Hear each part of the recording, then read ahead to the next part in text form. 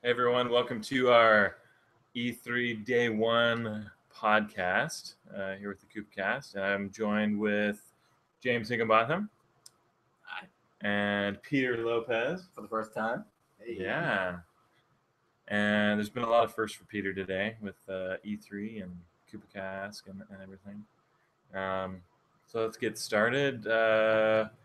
What should we talk about first? I guess we should start with Sunday briefly. Oh, yeah. What do you think about the Smash announcements? Yes. 2 new characters and stages. I'm okay with it. Yeah, I was gonna say apparently it was leaked before. Yeah. I guess someone tore apart the video game and they came across Ryu and Roy. Yeah, Or I know they came across other empty slots maybe or something. Well, I No, know it was there was Ryu's, a Japanese sounds and update stuff. that they were digging through the data of a Japanese recent update, and they found Okay. videos or something.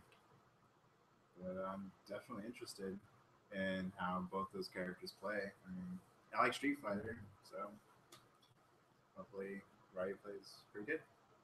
And they also announced stages and costumes for the Mii. Were those the Splatoon ones that released, or were these new That costumes? and it was the dude from Tekken. Yeah. Oh, that's right. Yeah. I did see that. Well, what do you guys think about the pricing of it? Because I know Alex was mentioning that the pricing was not the best. For me personally, I don't really care. No. Like I said, I'm a Street Fighter fan and I'm a Smash Bros fan especially. So, I mean, there was like price of a cup of coffee, basically. You know what I mean? Like $6 for Ryu, and I think the other characters like $4 or $5 for individually for Lucas and Roy, I think. So you're okay with having, as a Street Fighter fan, having Street Fighter in your Smash games? Yeah. I saw a reaction on Twitter. People like, Capcom, keep Street Fighter out of my Smash games. I guess if you're closed-minded. Yeah. No, I mean the more the merrier. I mean it just gives me more of a selection to choose from, and it opens up my personal roster of characters that I like to choose from. So I'm all for adding more characters to the pool, really. Yeah. What you guess? I'm glad it's not another sword wielding character. There's a lot of sword-ish wielding character in Smash. Too many. Yeah, it's good to have another fighter, brawler type character. I don't know. Yeah, I guess I haven't looked at all the pricing of the downloadable content, but I know with Mario Kart 8, it's pretty easy to see the value of, what was it, $7.99 for each of the DLC packs, or it was like $12.99 total if you bundled it. That's pretty cool. I mean, $13 for, you ended up with 16 new courses, 6 new characters, 8 new carts and stuff. But I guess there is value in the character themselves, like Ryu. It makes sense to have $4 or $6 or whatever he is, because there's a lot of detail to it. He has his own stage. He's got some other stuff with it. So that was very interesting. I mean, it was nothing new for us. All that leaked a day before, so we were kind of ahead on that one. But still a nice little new addition to the Smash Bros. Series, I think. Yeah. I guess we'll move quickly. I guess we'll move into Mondays. I guess big announcement was Nindies at Home, the new program where you download 9 games or 9 pre-selected indie games. You can demo them, short demos, until the 22nd, 24th, something like that. Yeah. And then once the games are released, you get 15% off of those games. Justin and I got early access to them last week. Were you able to play any? I haven't dipped my toes into that yet, but I do like the fact that we're able to download the demos, because when it comes to indie games, they're fairly priced. They're lower in price, so they don't really offer those demos like other games would, right? Like AAA games, you can go to Best Buy and try them out, or you can download a demo. I don't remember if Hyrule Warriors had a demo or not, but I remember a AAA-esque kind of game had a demo to it. Indie games, they don't really let you do that, like Muds or maybe Zeo Drifter, that kind of thing. Adventures of Pip. The only way you're really going to get those tastes are if you're in positions like ours, where we can go to E3 or we can go to PAX and try out those kind of things. So I do like the fact that they're starting to implement demos, at least even if it's just for this week, into the eShop for indie games, because it will really give people an idea of what these games are like, and they might not try it because there isn't a demo. So at least it opens that door for them. Yeah. And I like the added incentive of, hey, you tried it, if you like it and you end up buying it, then you get a discount for it. Yeah. So that's a cool, bonus, because I think on the developer side of things, you've got to give them some value, or they want to get that extra sale. So having just demos may mean that they may not get a sale at all. Someone downloads their game and hates it. So you have that double-edged sword of, offering the demo, them not liking it, and me not getting a sale at all. So having that added incentive of that sale, I think, is important. So do you think this is something that like Nintendo can learn from and maybe implement that with their AAA titles, like with their Marios, with their Zeldas, maybe offer a demo initially and then offer a price discount when the full game comes out?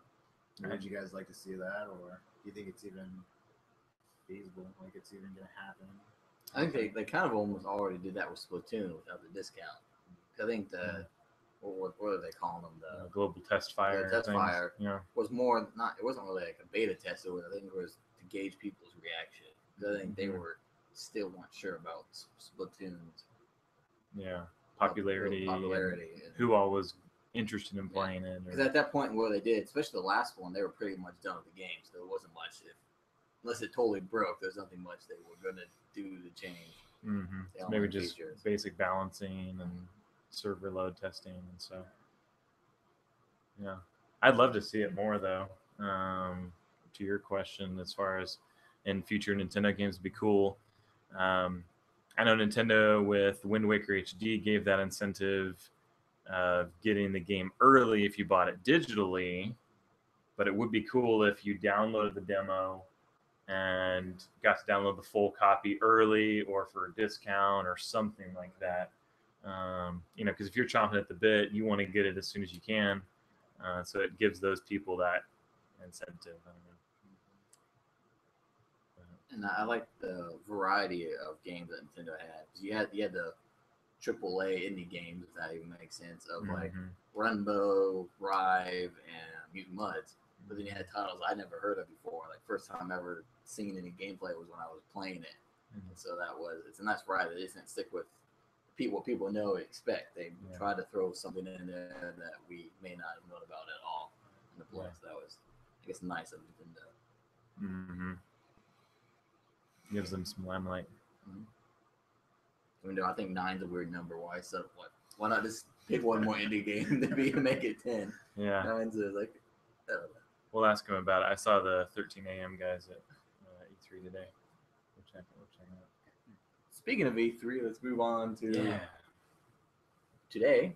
So let's start with, I guess, the digital event this morning. What did you guys think?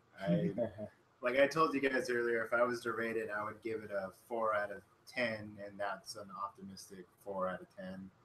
I feel like because we cover the news and other things that are Nintendo related, we're more keen to seeing things slip through the cracks, like leaks and images and videos and stuff like that. So pretty much I had already seen most of the stuff that was showcased in the direct. So it kind of, damaged my experience just a bit, but I'm not going to hold it against Nintendo. But overall, though, I did like Star Fox. I thought when I got to play it, and maybe we'll go into it later, but it was pretty fun. Could use a little work, but I like that. And I also like the Paper Mario and Mario and Luigi cross video Paper game. Jam. Yeah. And did any titles for you guys stand out at all? Star Fox definitely stood out the most. I guess the biggest thing, just initial reactions from the digital event was there wasn't much surprising. Nintendo always has some game up their sleeve that nobody knows about, and there were a couple of those there, like that Paper Mario Luigi spin-off or crossover game, the Metroid Federation Force, or whatever that's gonna be, but I felt like the surprises were not great surprises. There's nothing that's blowing people away. Like I felt like even with Tropical Freeze, that we got, that kind of came out of left field. We didn't know they were working on a sequel. We didn't know what Retro was working on. I think some people wanted another Metroid from them, so them working on another Donkey Kong was disappointing. But seeing the footage of Donkey Kong and Tropical Freeze in that direct 2 years ago was a really cool surprise, I thought. But I don't know, I felt like their surprises were just not that compelling this year. And I was very surprised that Super Mario Maker is featured very heavily, not just in the digital event, but on the show floor. I mean, it has just as much space as Splatoon did last year. And for you guys that weren't there last year, it's basically Smash Brothers and Splatoon in Nintendo's booth were the biggest focuses. I mean, the back half of the booth this year is Super Mario Maker, front half is like Star Fox. And so it's kind of interesting seeing Mario Maker, which was at E3 last year, being such a big focus this year. Anyway, so it seemed like a lot of the stuff they had, we already knew about. We already knew Star Fox was going to be there. We knew Mario Maker was going to be there. We knew Yoshi's Woolly World was going to be there.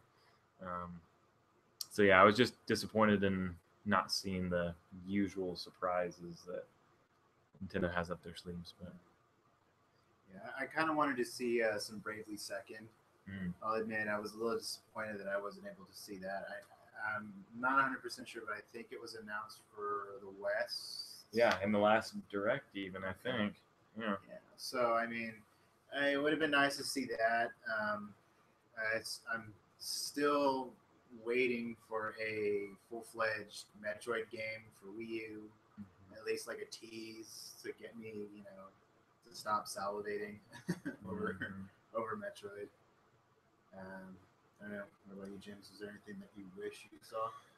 Well, I guess I could say it's the first E3 in probably all my life that I remember that there wasn't I didn't come out of it the game like, oh my gosh, I need this game now. Like there isn't that game for me. Like I'm not big in Hyrule Warriors. Like I love Paper Mario, but I would never play the Mario Luigi series. I never really got into that. Mario Tennis, which is actually the most exciting game for me, because I love Mario sports games. But like that's not a game that I'm going to like rush out and have to get at midnight and day one. Like I could just, I don't know. So I don't. Oh, I'm sorry. No, I mean that's about it. Like I was gonna go into how I don't like Star Fox. Yeah. But you play Star Fox, so let's get into it. So okay. I'm just going by like what I see. Initial impressions. Yeah. Right. So Star Fox visually looks impressive. When we were watching it on the Direct, could have been our connection, but I think we came to the consensus that it wasn't that very impressive. pretty. Yeah. But when I went to the show floor, it looked like it was running at 1080p, 60 frames per second. And I know not a lot of people care about the whole 1080, 60 kind of thing, but for me, I kind of like my games that way. So it was nice to see Star Fox, visually impressive. The controls were a little bit weird. I'm so used to playing Star Fox on my N64 controller, so I'm so used to with like the joystick and the C buttons. So I had to get used to playing with the gamepad. Although I was adjusted to it after maybe 5-10 minutes, because they gave us like 30 minutes to play the game, and you guys can expect my impressions up hopefully soon. But from when I played it, I liked it. The Land Runner, I think is what it's called. Landmaster. It looks like the thing that looks like a chicken. Oh yeah. That thing, that actually played very well. I like the way that it handled. But other than that, it was Star Fox for Wii U. I'm not thrilled, but at least it wasn't bad. I do hope there's more to it. You know, like I feel like after waiting a whole year of not seeing anything, that we still didn't get a whole lot. You know, because like we were even hearing from the show that I think from Treehouse Live, they had one of the Platinum Games members up there demoing the game with Miyamoto, Star Fox, and apparently they are working on the single player campaign for the game. Which, if anyone's played Bayonetta 1 or 2 or Wonderful 101, I mean, Platinum Games has a good pedigree of doing really good cutscenes, you know, really good action, you know, in their storylines. So I think that bodes well for Star Fox single player's campaign. But we didn't see anything of that. I mean, basically all the demos, all the footage that we saw was, you know, footage of like N64 levels that were remastered in HD. So, you know, it's like, hey, we're finally seeing Star Fox, but again, it was tempered with, okay, we're not seeing all that we could see with this game. But yeah, it still felt on the rails as well, like traditional Star Fox video games. Like we were discussing it earlier, it felt so atmospheric, felt so open world, but yet you're just on the rails. It would be nice to kind of branch away from the traditional safety, you know, ace in the hole, and maybe explore a little bit. Not maybe to the extent to where like Skyrim, where you can just run wherever, but it still would be nice to just explore a little bit more. But to be fair, it was just a demo that we played, so we don't know. We could be able to do that in the full game when it releases, whenever it decides to. Yeah. Before we get to that reader question, which is a really good one, I want to bring up something you brought up on the show floor that really hit me is the reason why we may have those type of graphics for Star Fox. And we've always kind of talked that how Nintendo may have overestimated the resource hog that the gamepad actually is. That's a gamepad extensive game because you're doing two things at once, and that may have taken too much resources to have a full like blown polygon HD awesome looking game. So that's probably why they had to, for lack of better words, dumb down the graphics a little bit so they could have that 60 frames per second 1080p. And still run that gamepad feature and the Wii U feature. Yeah, because it does seem fairly simplistic. Like just looking over some shoulders of people playing like the Land Runner level.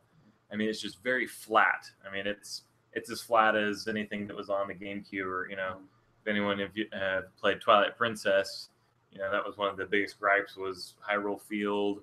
You know, it's just so flat. You know, wherever you go, it's nice to have extra detail, grass, rocks, whatever. You know, something dense to populate the world with. And yeah, it just seemed very sparse, but it makes sense if you take into account that everything on that gamepad screen is completely different than what's being pushed onto the TV. And it could be that they're just having to do some crazy stuff to get that to work right. So. And Nintendo hasn't always they've always been like, as long as the game works fine, that's all that matters. Right. Which is visuals take a back seat. Yeah. You know, I appreciate that because I want a game that works perfectly fine. And I mean, we all grew up playing 8-bit video games, and those weren't the best looking video games when you compare them to modern day technology, but they still played great, and that's why we love Nintendo. Yeah. You know.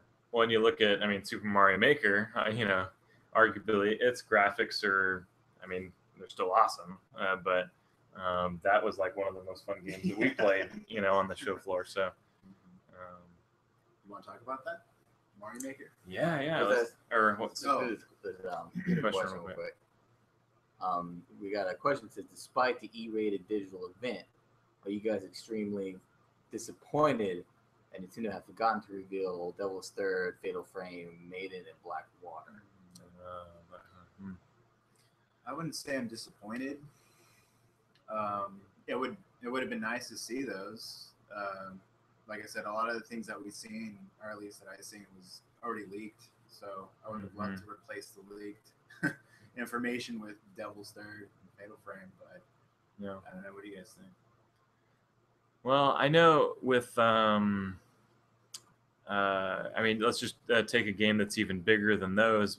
Something like Xenoblade Chronicles X. You know, they showed briefly in the digital event. Just so you guys know, on the show floor, it's not playable at all.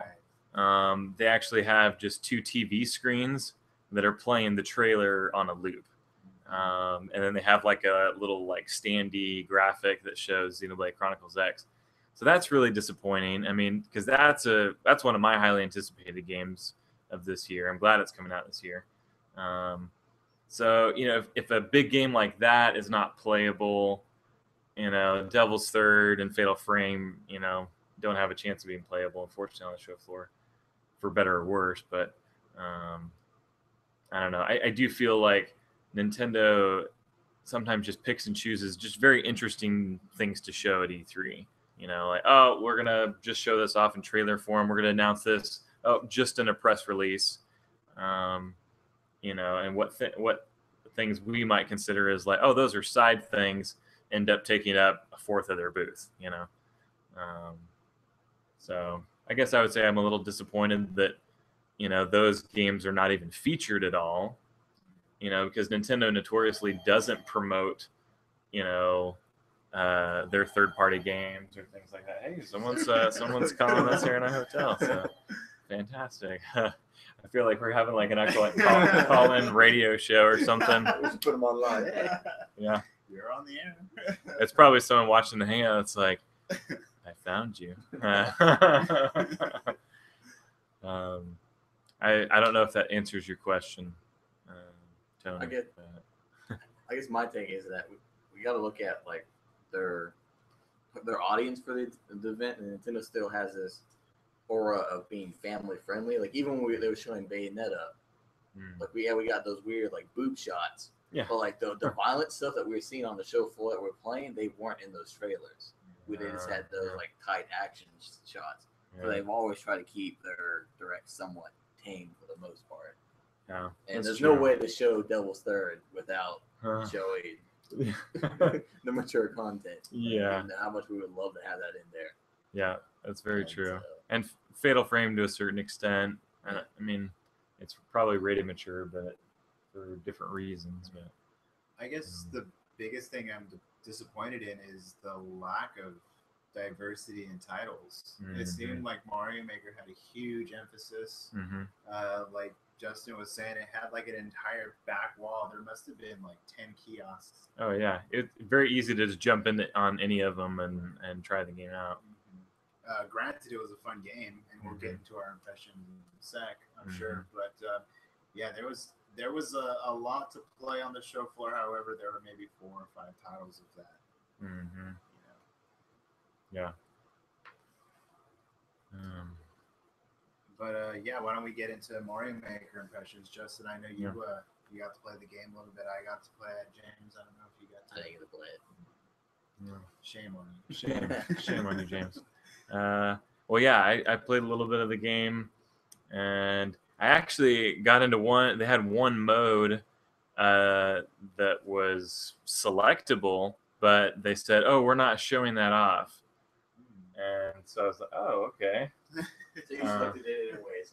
Yeah, well, I'll tell you guys what it was. It was it was like this 10 level run. It was like 10 level, 10 life run, and the Nintendo rep was fairly candid and told me exactly what it was. She said, "Oh, that's part of the single player campaign for the game." And I was like, "Oh, okay." But she's like, "It takes too long. I mean, you would be playing it, you know, for long, so we just haven't been demoing it." But I thought it was interesting Nintendo included it. So, you know, we have our official appointment with Nintendo to go through all of their games tomorrow at 1. You know, so I wonder if we'll be able to get maybe some more details on that, maybe get to play some of it.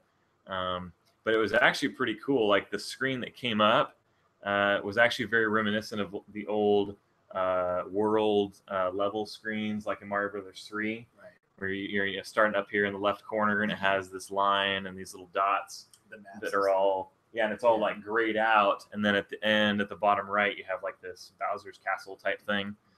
And I think the goal was you had 10 levels and 10 lives to do it.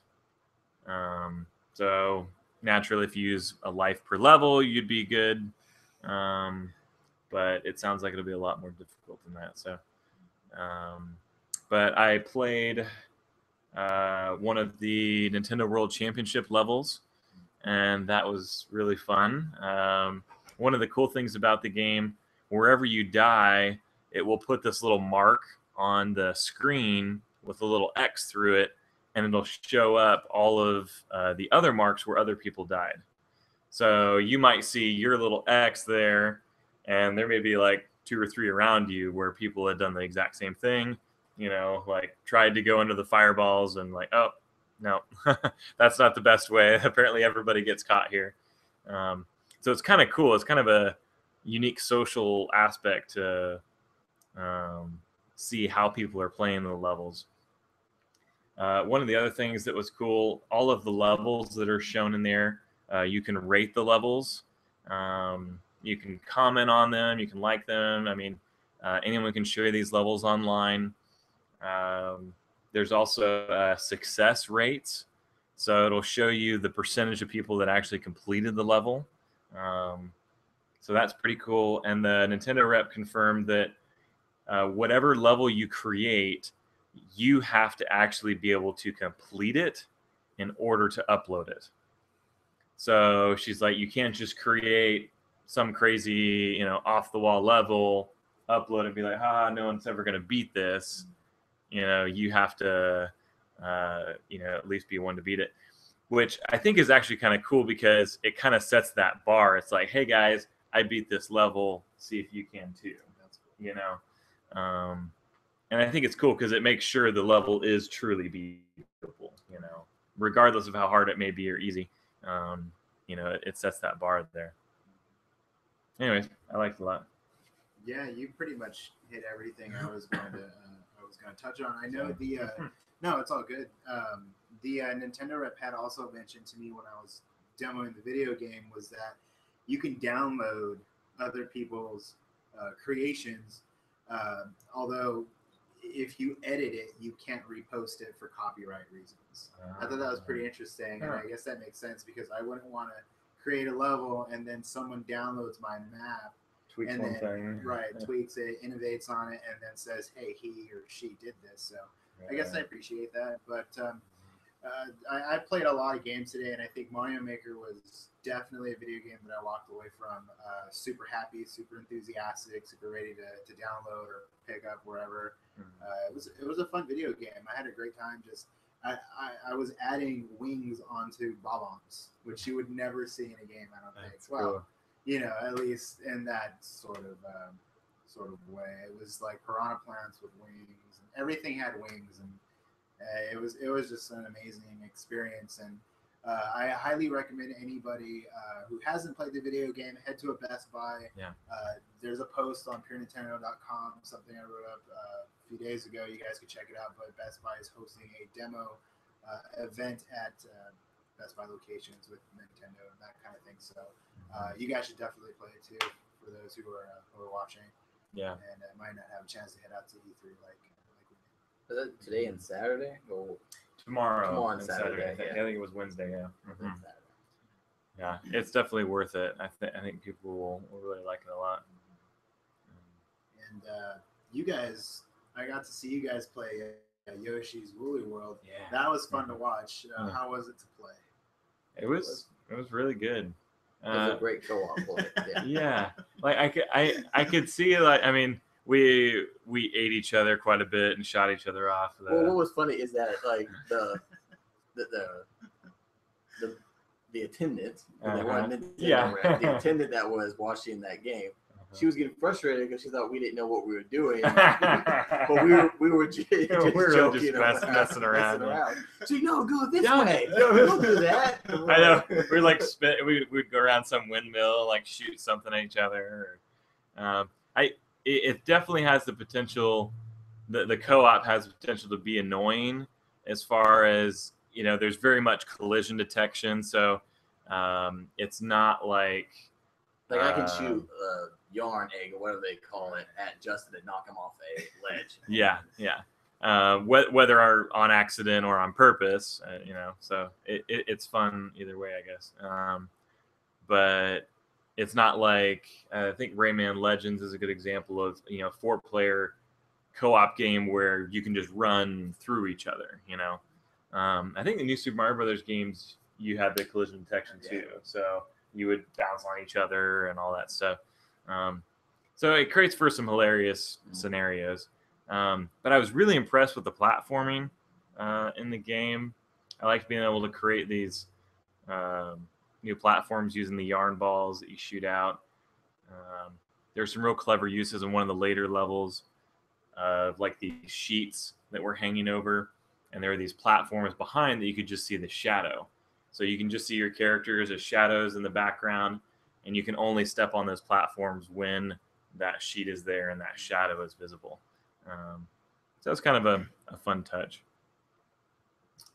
You guys also got to try Mario Tennis, right? Yeah, and we won. I think we only lost like 3 points. Yeah. I think, or something like that. And then again, another attendant was like, "Hey, you guys get pins." The other guys were like, "What?" So they didn't get pins. Like, oh, nice. we're gonna get Since we won, but Nice. I was like, I was going, man, this game's kind of easy.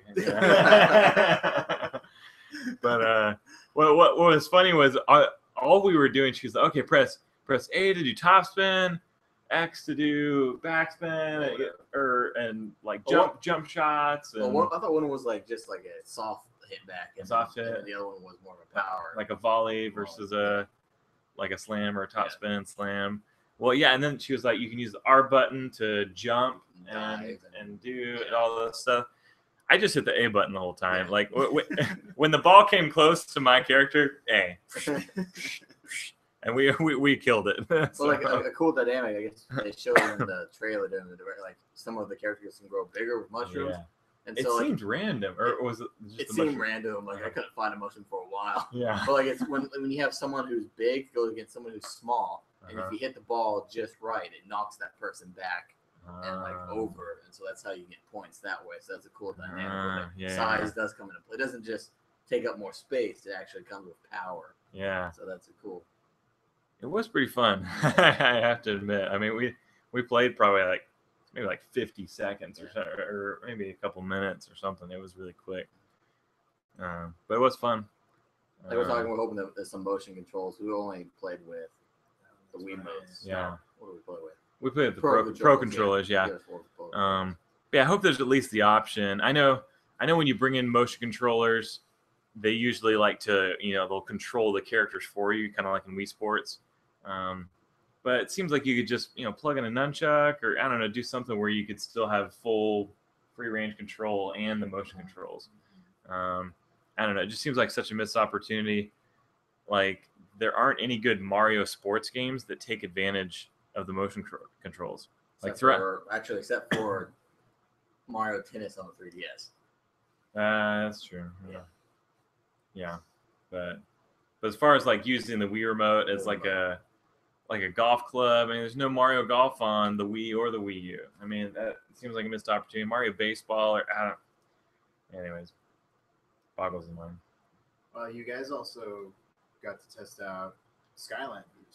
Yeah. So during the digital event, Reggie and some dude from I don't know his name. Vicarious Visions. So basically they announced that Donkey Kong and Bowser would be implemented into the new Skylanders video game, Superchargers, as playable characters with amiibo functionality and Skylander functionality.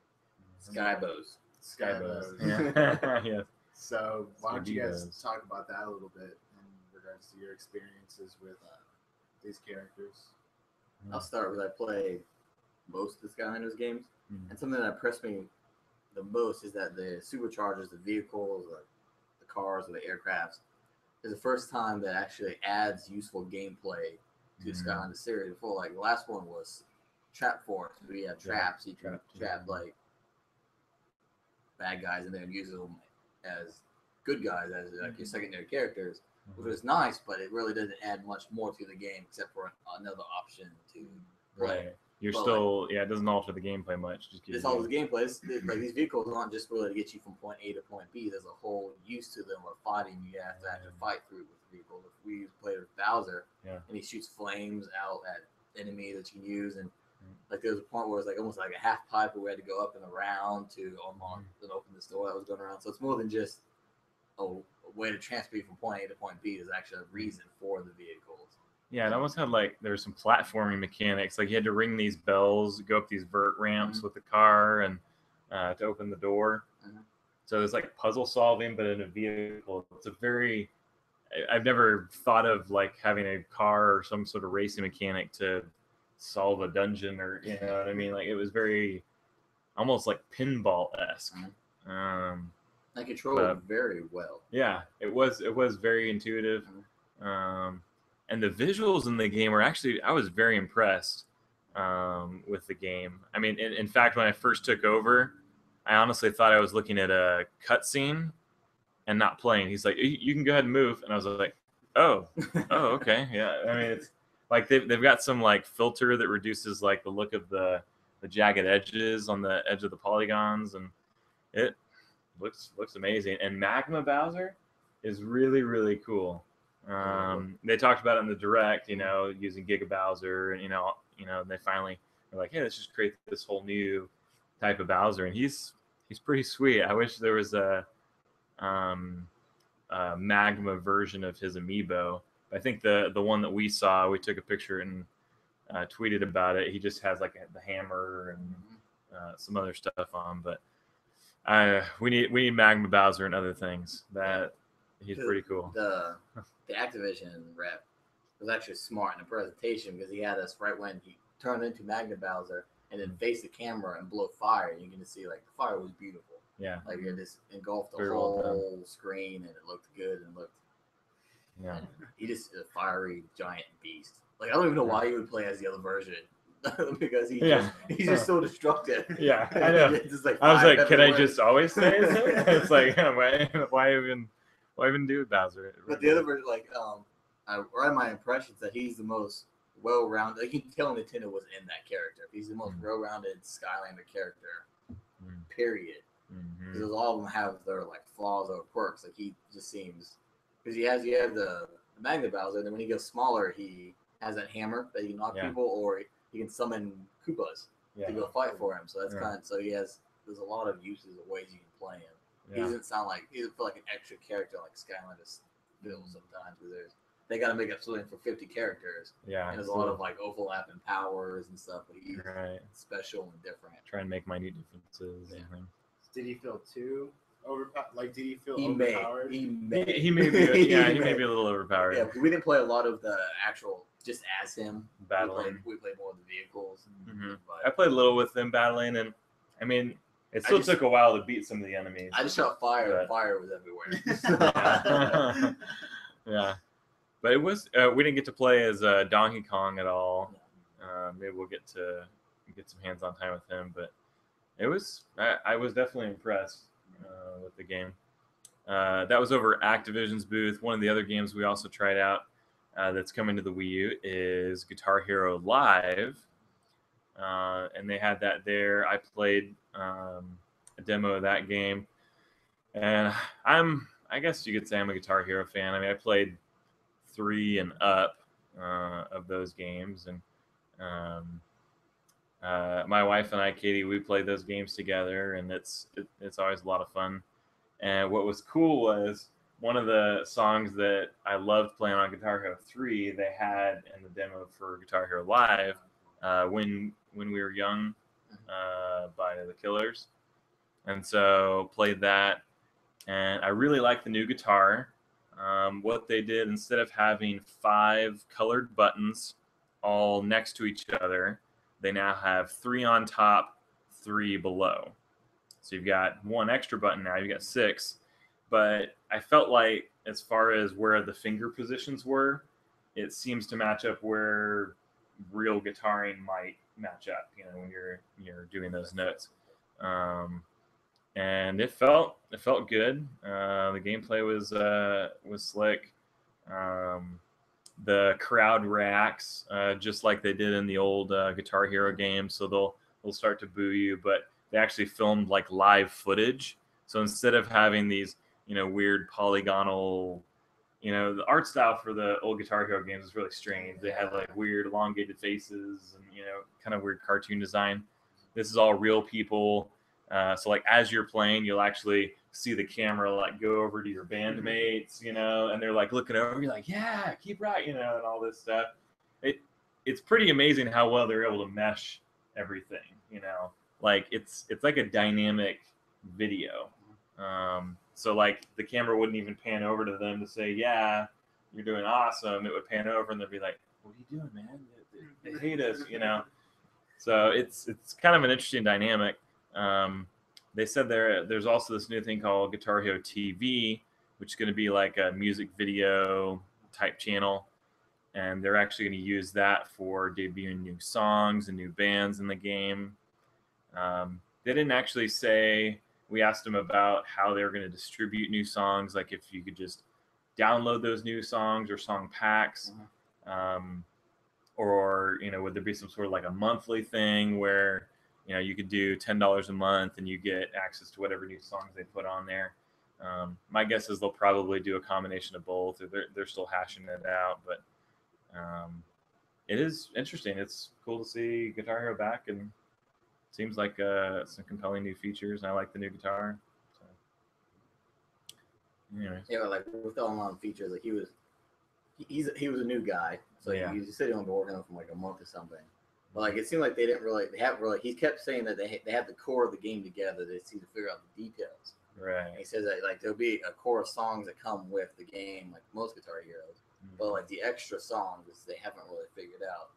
Like if how they're gonna if you're gonna rent them, like I was thinking, like I gave an example, like maybe like every month you have like a rotating cycle of songs that they may do, and like maybe a monthly fee. If they do a monthly fee, like $10, you can rotate 50 songs. But then he says you can buy songs. If you like a song, you can just go ahead and buy it and keep it. That maybe 99 cents or whatever.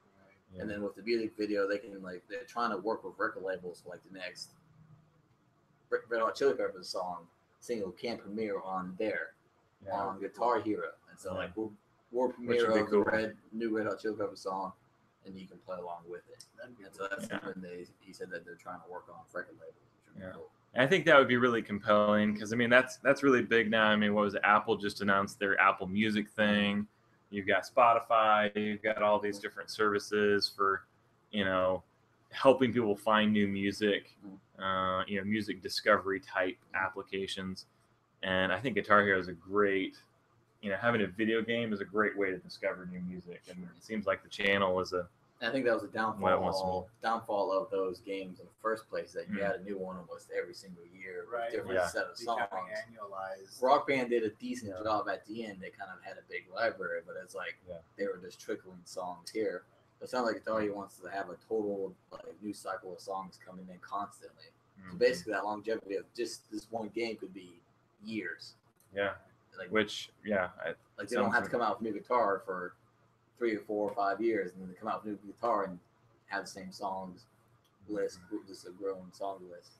Now they don't have a bass guitar, do they? Is there? That's something I still like. They only had the guitar, but I don't know if they have a whole. I think it's just a guitar. Yeah. It's not like it was before. You had drums, guitar, and then like a bass version. Well, in the other ones, the bass guitar was you just use the guitar. Yeah. And what they did was the guy I was talking to, I was actually a developer on the game, and he said he's the MIDI coordinator. He said he chooses how the notes get represented for each of the difficulties. So that was essentially how they did it. If it was a bass line that you were doing, there would just be different notes. You'd be playing the bass line on the same guitar peripheral instead of the lead guitar line. And what was interesting in the newer Guitar Heroes that they did, some songs had a guitar and a bass line. Some songs had 2 guitar lines. And so you had lead or backup, and so you could choose that. But it definitely showed a lot of promise, and I like that Activision is coming out on the Wii U with it. Rock Band 4, they look to be skipping the Wii U, so I think that's a shame. But it's nice that Activision's going to support it. Another thing that was announced during this morning's direct was the new Zelda game for 3DS. Oh yeah. Mm-hmm. Triforce Heroes. Heroes, I think. Yeah. Yeah. So I'm excited. I mean, hopefully, when we go to our appointment tomorrow, we'll have a chance to, play the video game. It's a 3-player cooperative title. There's 3 of us. So I'm anxious to see who tries to kill someone first or push someone off an edge. I love the explanation because that's off of 4 swords, and there's only 3 characters, and they're like, basically, it was a simple explanation of why there's only 3 characters. It just didn't work with 4 characters. Yeah. Like, we tried 4, it didn't work, so we went with 3. Yeah. That's simple enough. Well, they said like they stacked too high or something. It didn't work right, and it worked, so they went with 3. Like, that's. Well, I I'm mean, not gonna argue with that. With 4 swords, I feel like it was kind of crowded. Like, Yeah, I don't it know if was. You guys played it, but Yeah. I thought it was a little crowded, and maybe having 3 characters implemented in this installment kind of simplifies that experience as a whole. It could keep the gameplay more focused, I think, and because I did feel like in the multiplayer sometimes when you were playing 4 swords on the Game Boy Advance, you'd get really spread out, and then you're like, "Hey guys, come back! I'm at this spot where I have to have 4 of you to push this stone or something." And so hopefully it looks like the experience is more cooperative than ever before, whereas 4 swords could be quite competitive. I mean, you would go off and just like, I'm going to try and find a bunch of rupees or something, or find a like that I can throw some guy in or something.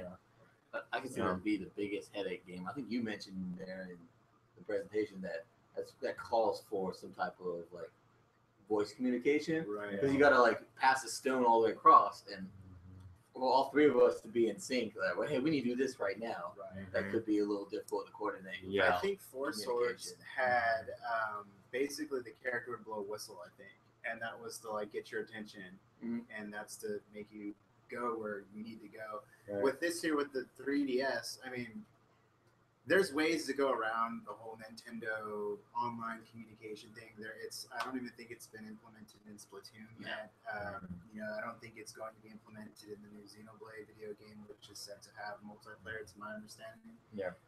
Like I said, there's ways around it. There's Google Hangouts. There's Skype. You can call somebody on a telephone. That kind of thing. But I think this video game, Triforce Heroes, absolutely needs some sort of communication.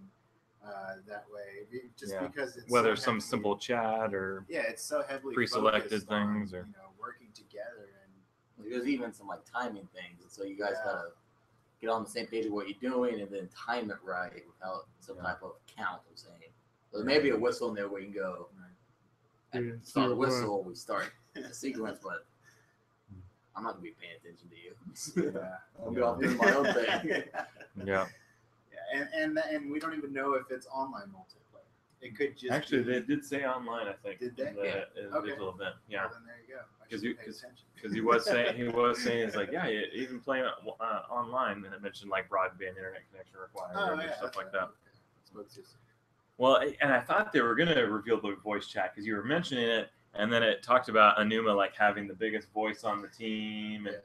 And, and so I thought there was like, voice chat, or they could have just saying like in the room he was the loudest or whatever. Anyway, I mean, what would remedy this problem is if they brought back that accessory. I think DS had some sort of earpiece. Headphone. Yeah, I don't really know how that worked, but I remember when I used to work at a GameStop, those things were just collecting dust. Nobody bought them, so imagine how successful communication would be if they brought something like that back. Yeah. I mean, Nintendo needs to work on that kind of thing. I feel, but, especially with these kind of games that are coming out. Yeah. Well, we'll hopefully get some hands-on time with that tomorrow, and hopefully the Metroid games will try and get some hands-on with that. So hopefully we'll have a lot more from those games. Yeah, I really want to try Yokai Watch. Big Pokemon fan, so I'm really interested to see how that works. Apparently, Yokai Watch and Pokemon are the 2 biggest selling video games in Japan. Don't quote me on that. Yeah. I'm gonna die. I know Monster Hunter's still big over there. Yeah, for sure. But yeah, apparently it's been a sensation over there. Yokai Watch. So We'll see what tomorrow brings. Yeah. And a question I asked last week from Koopa Kast. You guys weren't there, but I'll ask it now that we're actually in it. How do you think about Nintendo's new plan for the E3 week? Because back in the day, Nintendo kind of like dropped the bomb on Tuesday mornings, and they were just peace. Now it's like they had the World Championship Sunday. They released some game information. They had the indie thing announcement on Monday. There was some more game information.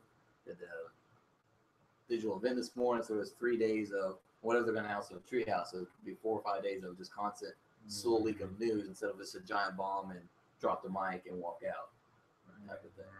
Yeah, because they normally are just silent, and then Tuesday morning drop the bomb and then be like, "See you guys next year," basically. But now they're more open, and it's lasting a whole week. Yeah, it's good and bad. The big news drop of information from press conferences can be beneficial because people are tuned into that first day just before E3 starts. They'll see the buzz from all those announcements and they'll be like, "Hey, Nintendo had an awesome press conference. They did great."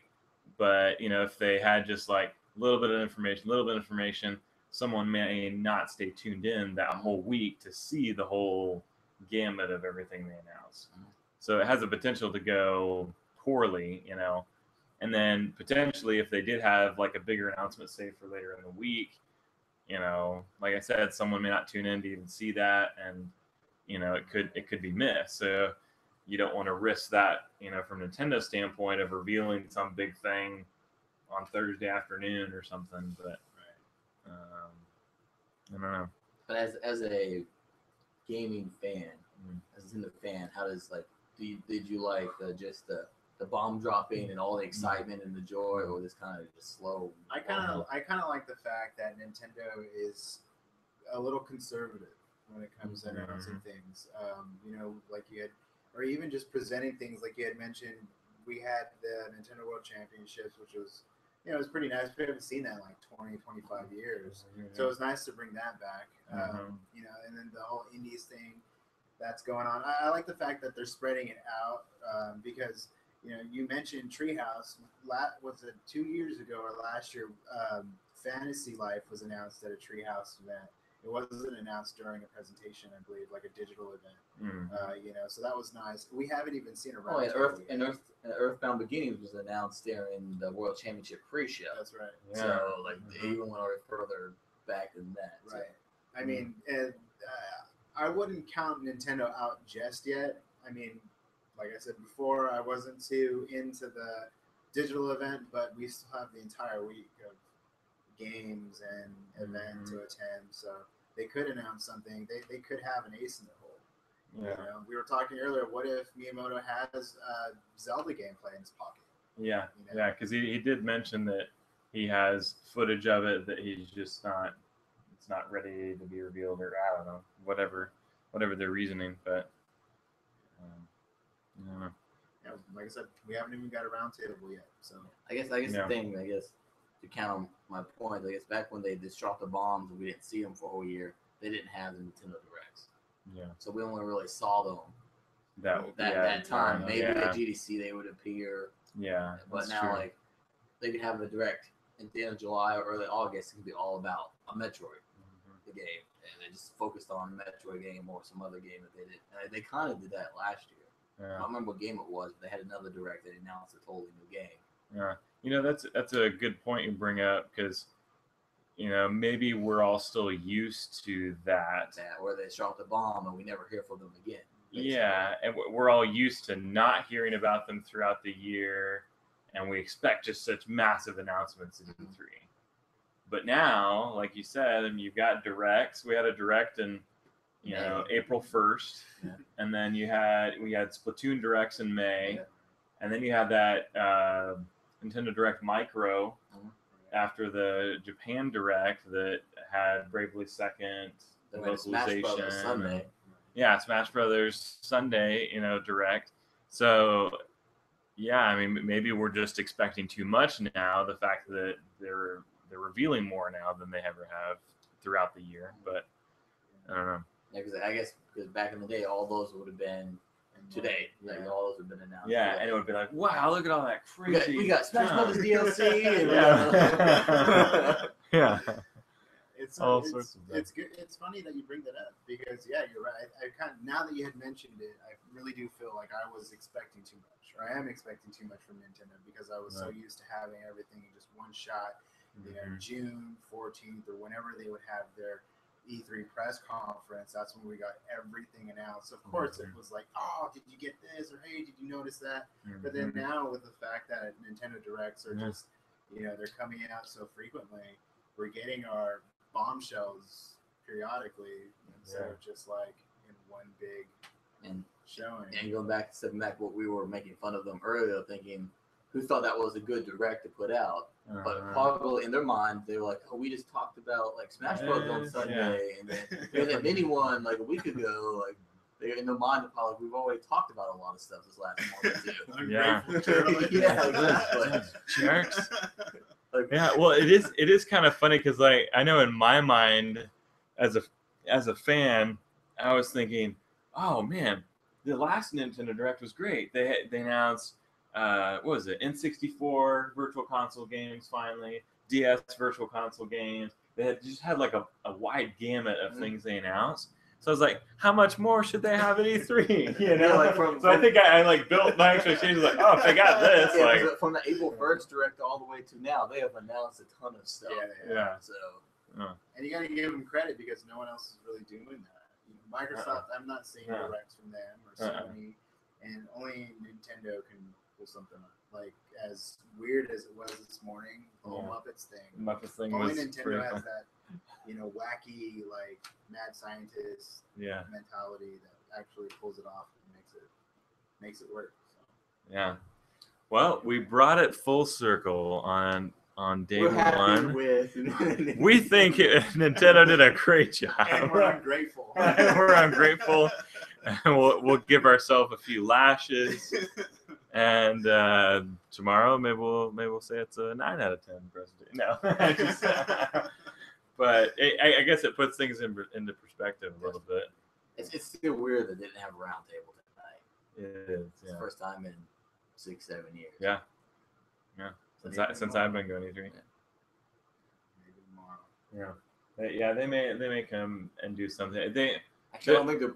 I don't know. They're probably decompressing right now. Now that they have that Nindy event that they're gonna. Oh yeah, Wednesday night. Yeah, it starts at 6, so they may keep away from that Thursday ton. You guys remember that? Remember that Thursday? They're gonna be the first. Iwata's gonna drop the bombs. Thursday. They're gonna be the first game company to announce something at 6 o'clock on Thursday at a meeting. Yeah. Thanks for showing up, everybody. Everyone's like boarding the plane. By the way, Zelda's coming out this year. Screw you guys. Yeah. Good stuff. Well, that was pretty fun for Dylan. Well, I have one for day 2. Yeah. Well, guys, it was fun. We'll see y'all tomorrow, and we'll have hopefully more impressions, more of those 3DS games we didn't get to play, and we'll see you then.